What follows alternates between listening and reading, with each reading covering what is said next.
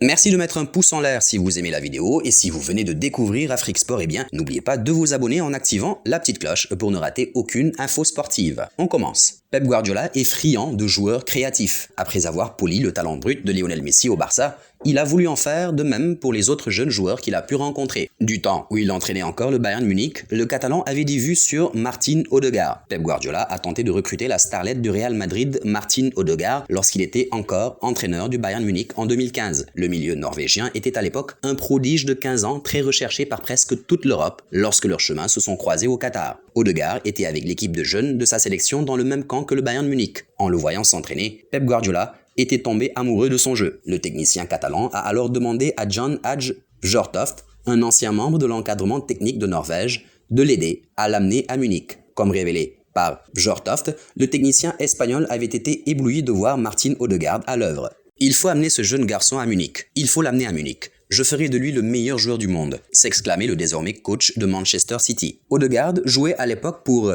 Stroms Godset, mais aurait 4 clubs sérieusement intéressés. Liverpool, Arsenal, le Bayern Munich et le Real Madrid. Liverpool était son club préféré quand il était enfant, a déclaré Bjortoft. Je pense que la raison pour laquelle il s'est retrouvé à Madrid était assez simple. Ils avaient une deuxième équipe, contrairement aux 3 autres clubs. La deuxième équipe a été entraînée par Zinedine Zidane, qui n'est pas un mauvais joueur ni un mauvais entraîneur. Michael Reschke, qui est maintenant à Schalke, était responsable du recrutement du Bayern à l'époque. Je l'ai rencontré après que Martin ait choisi d'aller à Madrid et il m'a dit « Si j'avais su que la deuxième équipe serait si cruciale, j'en aurais construit une ». Actuellement, au Real Madrid, le Norvégien sort d'une saison pleine avec la Real Sociedad. Le jeune joueur devra confirmer tout son potentiel avec la Maison Blanche, là où Zidane veut faire de lui le meilleur joueur du monde. Alors, dans combien de clubs le Real Madrid a-t-il prêté Martin Odegaard depuis sa signature? Laissez la bonne réponse en commentaire.